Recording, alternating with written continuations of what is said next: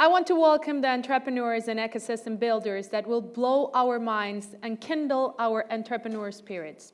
Our first speaker today is bringing outer space down to Earth. The 2010 launch of his company, Satellogic, has created a network of mass-produced nanosatellites providing high-resolution data of expansive areas at a low-cost compare. Please welcome Emilio Kargieman to the stage.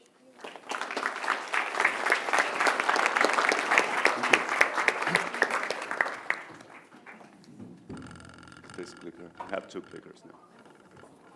Yeah. Are you sure? I think I'll try both. Let's see. This is the one you gave me. Doesn't work. So I always get sort of weird around the word innovation, like, when people call me innovative, and when people think innovation is a verb, I get very nervous, because it really isn't. I had this insight the other day. A journalist asked me a question. She said, how do you manage innovation inside Satellogic? And I was like, I don't think I ever used the word innovation inside Satellogic. I don't think I ever talked about innovation. We don't do that. What we do is we put ourselves like incredibly ambitious goals and then struggle like hell to accomplish them. And through blood, sweat, tears, many years later, maybe you accomplish half of what you wanted to do. And yeah, in the process, you had to make things up, right? Because you don't know the solutions to the big problems. So back in 2010, I started with one goal, with one problem. I wanted to put a sensor network around the Earth that would allow us to collect the data that I thought we needed to solve some of the world's largest problems. That for me were around food production and distribution, and energy generation and distribution, and management of natural resources. In the process of trying to do that, trying to gather the data we need to solve those problems, I had to build satellites, and I had to build satellites that were 1,000 times more efficient than anything that had built up until then. But I didn't set out to build efficient satellites. I set out to solve a really big problem. So we launched, 3 weeks ago, we launched 2 satellites from China. Not the first 2 satellites that we launched, but the first 2 satellites that we will use to deliver data to our customers.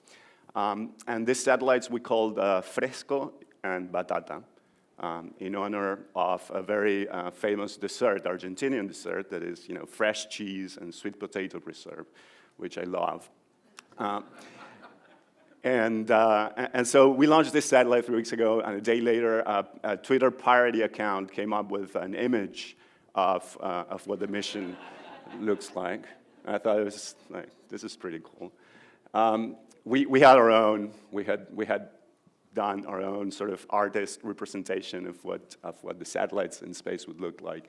And what I like about this picture really, besides the render of the satellites, what I like about this picture is that the Earth that you see in the background, that picture of the Earth, is actually taken with one of our previous satellites. And it looks really cool, right? So a big milestone for the company. These 2 satellites will allow us to start delivering data to customers. It took us a while to get there. As I mentioned, we started in 2010. This is the night. This was actually my really bad handwriting, the night in 2010, where I realized maybe this could be done without breaking any laws of physics. And maybe it could be done in a way that was like actually cost efficient. And from there, again, sweat, blood, and tears later, this is the first satellite we launched to space. This was in April 2013. It was like roughly this size, 2 kilograms. We used it to test a lot of the technology that we were developing for building this constellation. This is the second satellite we built, without the solar panels in this case. Again, 2 kilograms. We tested some other components here. We tested the cameras. We tested the onboard computers, some of the electronics, power charging, et cetera, et cetera. I'm going to show you a small video. This is how we built our third satellite. We launched this one. Can we maybe lower the...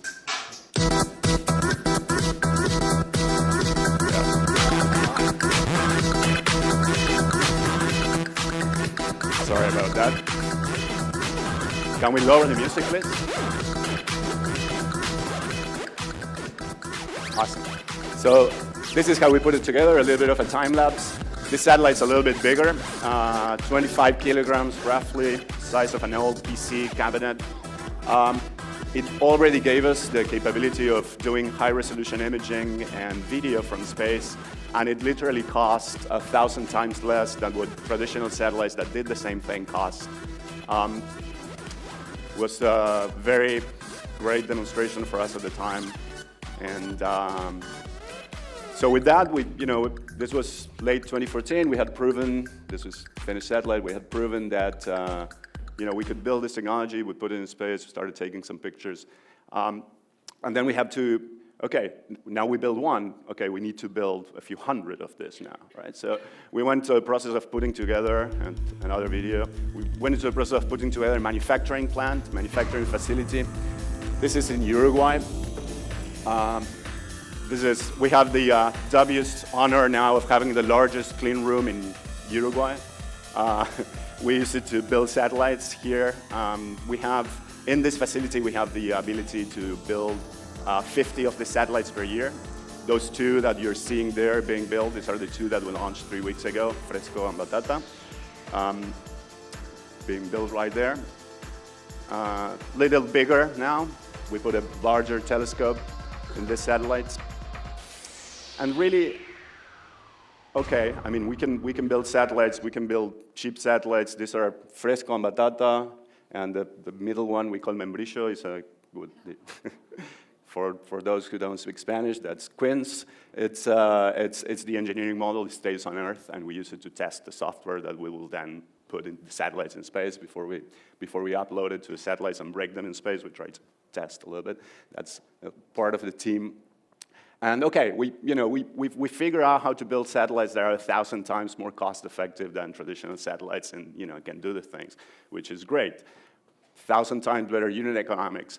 But we really, again, we're not doing this to build satellites. We're doing this for a very specific reason. We think that by having 1,000 times better unit economics, it's not that we can go after the same market. If you look at the Earth observation market today, Earth observation market is maybe $4 or $5 billion market. 80% of that is governments. Basically, what that means is that 80% of the satellite images that we take today are used by governments, mostly for military purposes or security purposes. What we think is that by building satellites that are 1,000 times more cost efficient, we can start democratizing access to this kind of information. And now we can use this information that up until now was only available for those big governments or large organizations or NASA or things like that. And we can take this information and put it in the hands of people to solve real problems. When it becomes 1,000 times more cost efficient or 1,000 times more affordable to collect data about what's going on the planet, we can then use this data to solve real problems. And some of the problems that we're going after are what we think are some of the largest problems. So food production and distribution and food security, energy generation and distribution, how we do that without taking resources from future generations. So that's what we're working on. The goal that we have for the end of the decade is to have a constellation of 300 of the satellites roaming around the Earth. These 300 satellites will give us essentially real-time imaging, so real-time access to any point on the planet. You will be able to point at any point on the planet, and we will be able to give you a high-resolution image of what's going on there. And more than that, we will be able to tell you exactly what's happening there, because not only we're building satellites, we're also building the analytic platform that allows us to derive insights from the images that the satellites take. We have a roadmap to get there. Of course, we launched these prototypes that I show you. We launched this 2 satellites 3 weeks ago. We have another launch coming in November, another 3 satellites going out in March. We have another 19 launch opportunities for next year. By the end of next year, we will be operating a fleet of around 25 satellites. These 25 satellites will already give us 1 hour revisit times, a little bit over 1 hour revisit times anywhere on the planet. And this is going to be happening for the first time in history. Again, by the end of the decade, we expect to bring this down to real time. These are Fresco and Batata on the rocket in China. Just before launch, a few weeks ago, there was another floor in this rocket with a larger satellite on top. We launched, this is the actual launch, in a Long March 4B rocket out of Taoyuan in China. And 15 minutes later, we have the satellites in space, and this is the video, actually, of the satellites coming out of the rocket. So this is from Fresco, actually, and that's shaky because of the video encoding. Actually, the satellite's not shaking.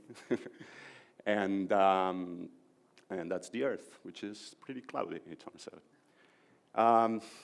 So that's us. That's what we do. We think, again, like to stress the point once more, this is the kind of imaging that we're getting from these satellites, 1 meter resolution, and allows us to see things like cars, small boats, small vehicles, identify buildings, identify the roofs, for example, and what they're made of houses, look at individual plants.